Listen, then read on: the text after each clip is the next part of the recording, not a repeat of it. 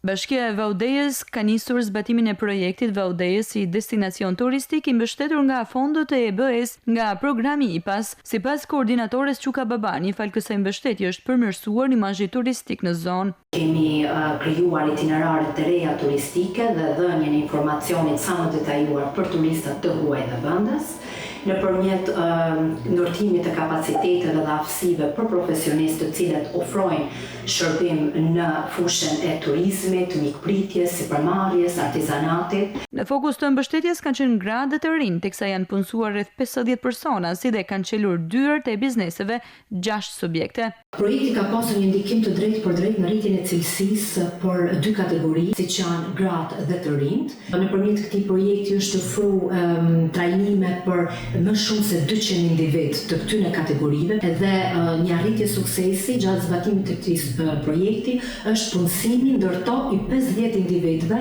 në fushën e industrisë së turizmit dhe mikpritjes. Pas zbatimit të këtij projekti, ne gjithashtu kemi 6 biznese të reja të ngritura fal granteve. Aktivitetet më të mëdha të zhvilluara në territorin e Bashkisë Vaudejës janë fokusuar tek historia dhe trashëgimia kulturore, sportet ujore dhe malore, si dhe prodhimi dhe shitja e produkteve lokale, duke tërhequr kështu vëmendjen e vizitorëve të shumtë vendase të huaj.